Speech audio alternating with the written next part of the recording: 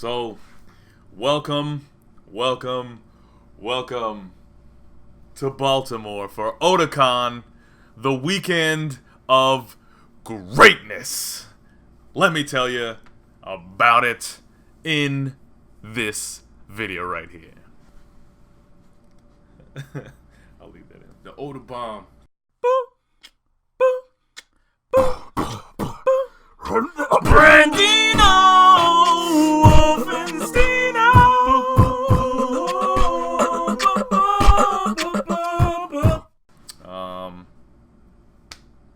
So, I don't know if this is a thing or not, but I'm gonna be doing a little thing I want to call a Let's Watch or a Let's Travel, because I watch a lot of Let's Plays I can't say I'm like a full-fledged YouTuber, but you know I do put up enough content occasionally, which I'm trying to increase that. But you know I watch a lot of Let's Plays, and I'm thinking like, how come they haven't done this for like traveling or like food eateries, or maybe because it doesn't work because of the content, but I don't know.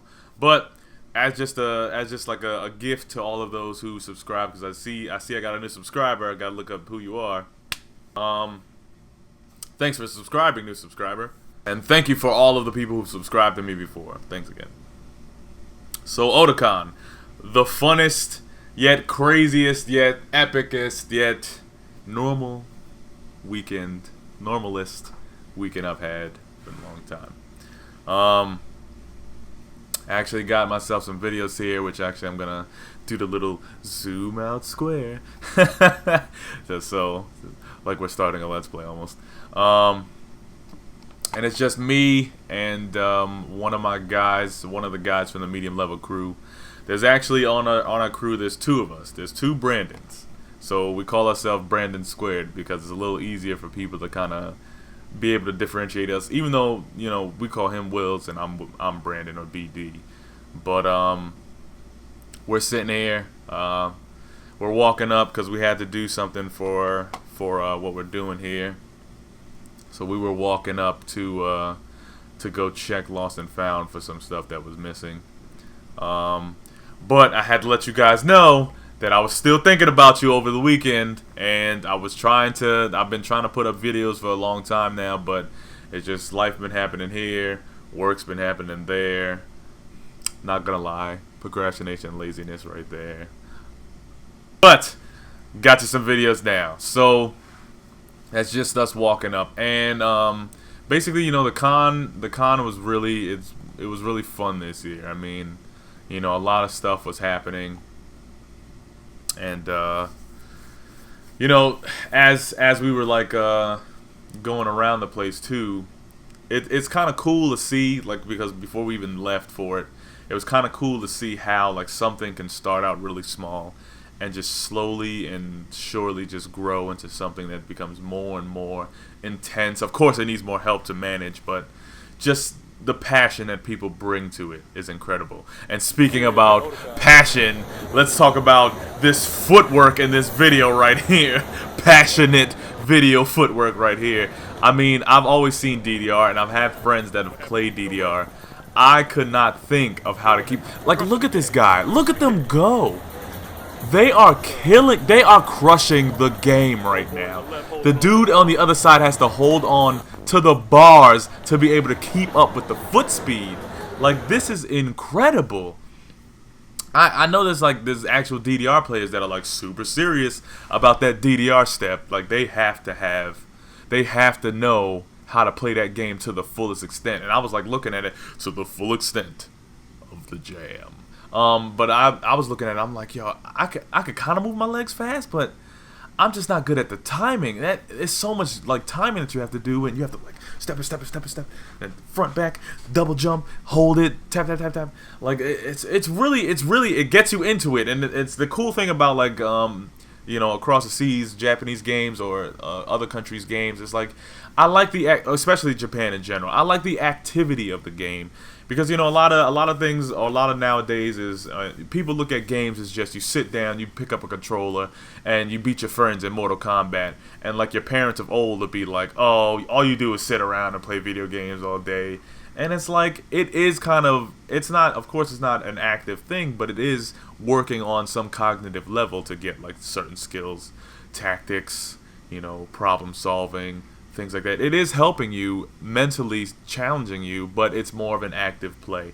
But I like the games that do that, when it's like more of an interactive and like actually getting up and doing something, kind of like how they've been doing with like the Kinect or Wii, or now on PlayStation, not PSI, or you know, stuff like that, where they're trying to get people more active, and especially with the Oculus Rift, where you can get up and be in a room or whatever. But I'm just here recording the game room. We were walking through the game room today, or the other day, and just look at the turnout. I mean, this room, I remember last year when we came to this room, it got packed at some points, but all of those machines that you saw on the left wasn't actually there before. Last year, there was like a basketball court there where you could just play, and this year they put in all of these like new Japanese games that are like great. Like some of them look crazy difficult.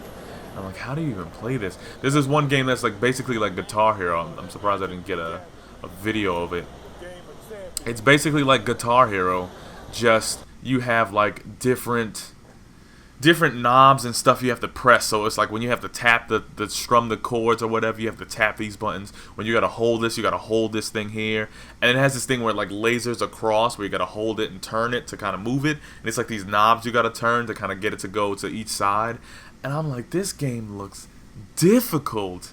And I'm like, oh my god, the ability that you would have to play that. Like, I look at it and I'm like, I mean, after you play it after a little while, you know, it just starts to become like, you know, getting to the challenge. But just thinking about it, it's like, wow, like that looks so intense. And then right here, I'm walking around. I'm looking at some Sasuke and another ninja there. And actually, in another video, I'm trying to see which one it was. I actually seen, we had a group of Naruto people. We actually seen, well, my friend went to the bathroom. I actually came up and seen they had a group: Sasuke, Naruto, we got Kakashi, Asuma, and or was that two Kakashis? Asuma, yeah, I think it was two Kakashis. It looks Asuma, Naruto, and a Sasuke, and it's like it's so nice when you see especially which anime conventions you see it all the time, but it's so nice when you see like especially when it was the Attack on Titan craze, when you would see like a lot of people in the garb and then they miraculously find each other and then they got like a group photo. It's always so nice to see that, because it's like you look at the fans and you're like, wow, just look at how these people have come together to like freaking just show their dedication to what they love. And it's like this is why I like going to these conventions, because it's like for a long time, you know, especially when you're younger, when you watch this stuff or play video games and stuff like that, you know, you feel kind of in a sense isolated, because unless you got your friends or whatever, you know, not a lot of the other older generations know about, you know, what this is. And I mean, in their time, it would be like concerts, like rock concerts and stuff like that. But to me, this is my kind of rock concert. This is where I like to headbang. You know what I'm saying? This is where I like to let my long locks flow and hit out a few freaking chords and just knee slide into greatness. Like, this is where I live. And actually, this is a video where we were next to the Viz Media booth and the Funimation booth, and I was looking at the big posters where they got the Frieza, you know, Dragon Ball Z Anime Next booth. We're kind of walking around here, and I guess that's Free over there, another anime. My friend's favorite anime, Free. He'd be like, nah, dog, don't love me with that crap. But and then that's the eatery place that we can go to eat at. It's so cool that it's like, which is cool about conventions in general. It's just, you know, when you go there, it's almost like when you finally get to like a place where you can feel like you're not bogged down by the idea that people are looking at you and thinking you're like, this is all you do. Like, this is actually something, and that's what I like about it. I like that it's a gathering of people that at some point in their lives you know, I'm not gonna say all of them are like that because, you know, I'm not gonna generalize, but it's like, to me, from my experience, it's like when I watched anime or when I played video games, you know, it was a very closed off kind of thing. And it's like when you would want to talk about it and there's not a lot of people to talk about it, it's like, you know, or especially when you got your group of friends, you know, you play your friends all the time. You're always at your friend's house, but you know, you learn so much about your friends, and they're always challenging you every day. But it's like to go to a place where it's like everybody knows this stuff, and you can have conversations, especially about that new Five Nights at Freddy's 4. If you haven't seen, I'm gonna say Markiplier's video on it, or Game Theories, they're probably gonna do a video on it too. I haven't watched it yet. That Five Nights 4 it caught me the first time because now my one friend, the other Brandon, he watches a lot of scary movies, and I'm not. I like scary movies too, but I don't watch them that much to where stuff kind of freaks me out. So like when we started watching the Five Nights at Freddy's, it was the first Chica jump scare, and I was like, it caught me. I like threw myself back and I was like, God, that hit me, and I was like, oh man, like because I was so used to. As you remember from Five Nights 3, you know, we had Springtrap, but that game didn't hit you with a lot of jumps except for the hallucinations. So it was like 2 got you with the jumps, 1 definitely got you with the jumps because that was the first game. But 3 kind of slowed it down. And I was like, I'm not too scared of this game. Those like stuff that happens in the background is like, oh my god, but I'm not too scared. The thing that scared me more about 3 is when stuff was around you, and like if you didn't see it, you didn't see it. And when you saw it the next time, it was like, that was there? Stuff like that would freak me out in that game, but not really the jump scares and everything. But this game, especially the fact that it's like a nightmare-themed game, it is terrifying. Oh my gosh, all of the teeth that these things have, man. And we was watching 1 or 2 videos of Markiplier that he put up for his videos on it, and I was like, I'm sitting there looking at it, I'm like, man, like Scott really outdid himself again with this game because he really brought it. I mean, not saying that the last game wasn't the greatest, but the last game was a little slow. We all noticed that. It had a lot of secrets though, so he was building story. So that happens. But this game, like, it brought back the fear, like the terror that the game usually would bring. And it was such a nice, it was refreshing that I could actually think to myself like, wow, this really caught me again. Oh man, it was crazy. Speaking of games, here's actually, well, not that video. I'm looking at the videos now. You'll see them in order, but me, I'm just having them on my desktop. We're actually rolling up on Smash Brothers over here. We're watching some people playing a quick game of Smash. And what do we got?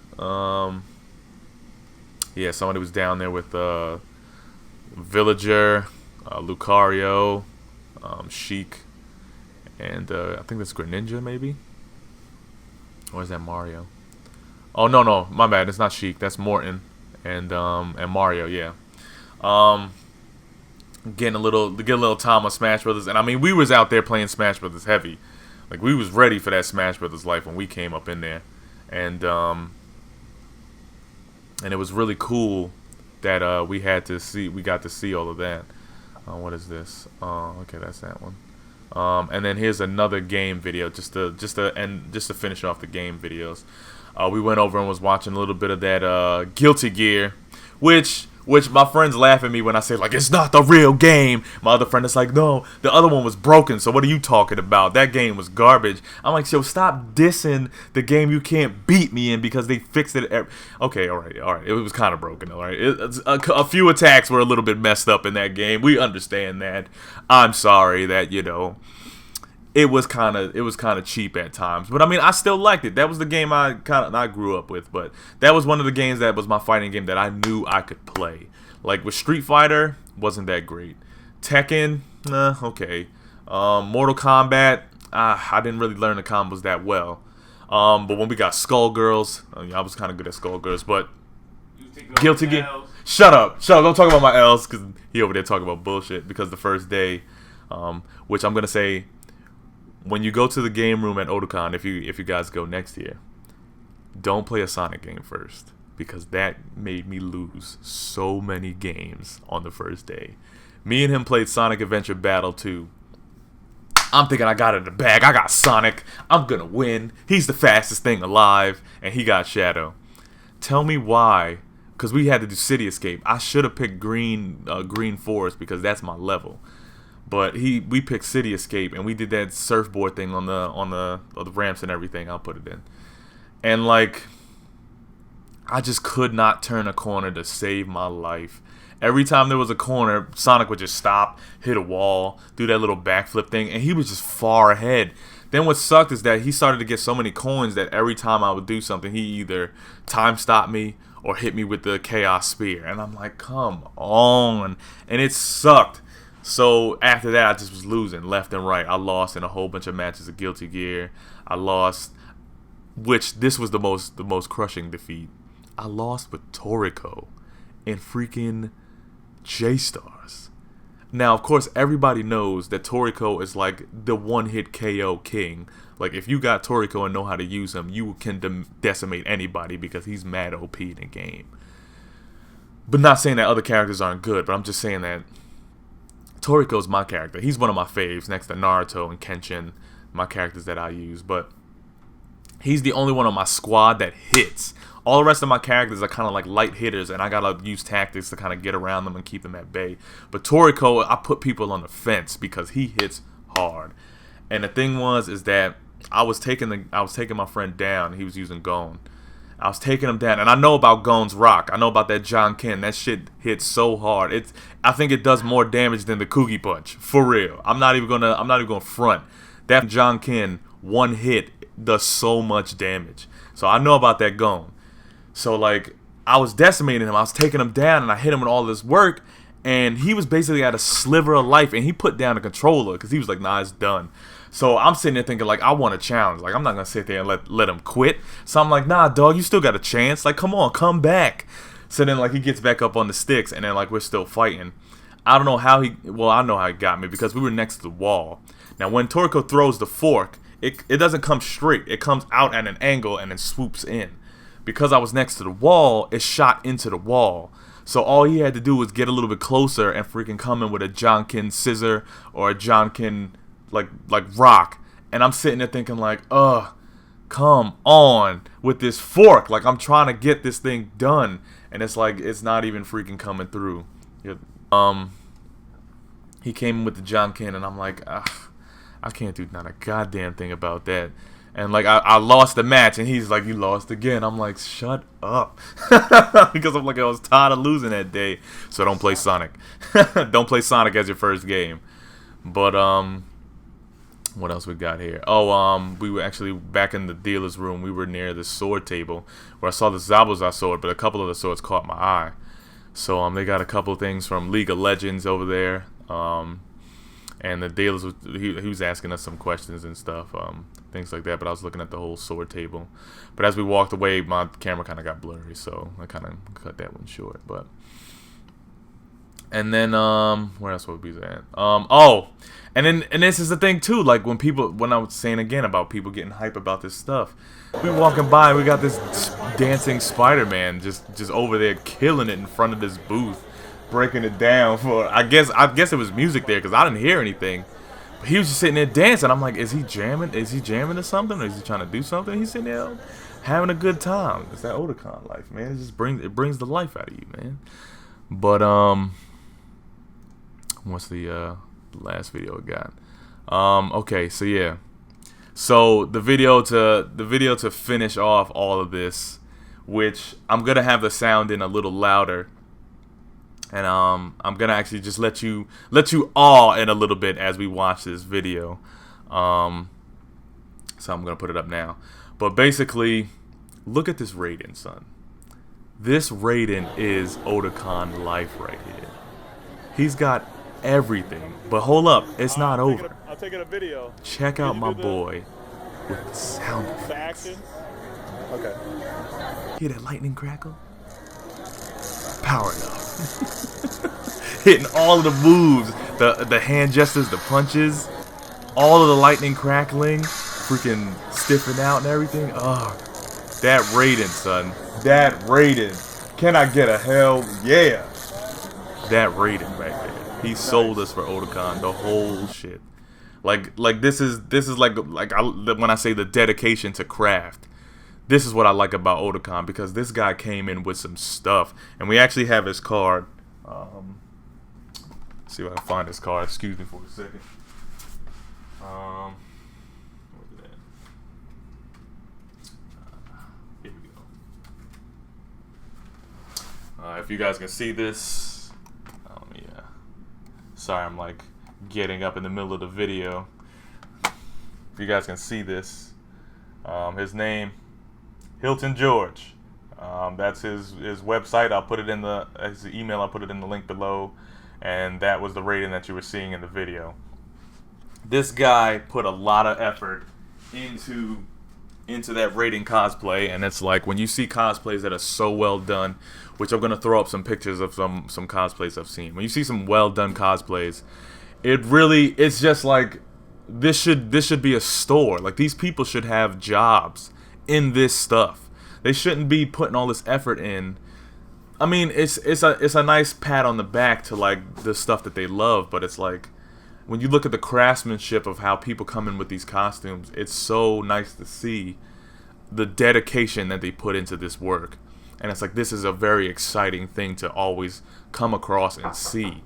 So it's like, to have this is a wonderful thing to be a part of. So that's basically Otakon in a nutshell. I hope you guys are watching for this long. A nice 20-minute talk about another great convention.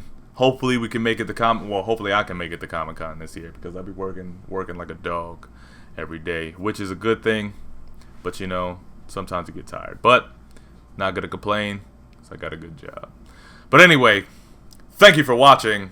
Subscribe down here. Leave your comments in the bar below.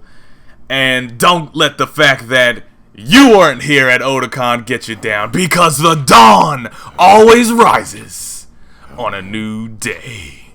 Plus, you can buy tickets for next year. I mean, you can always go next year, right? All right. That thing would be to subscribe.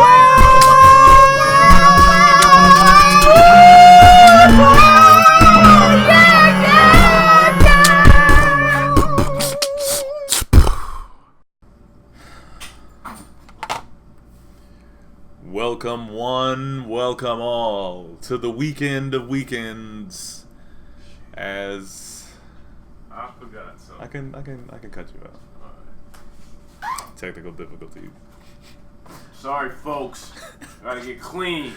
Oh gosh. Trying to smell like poop. Trying to smell like butt.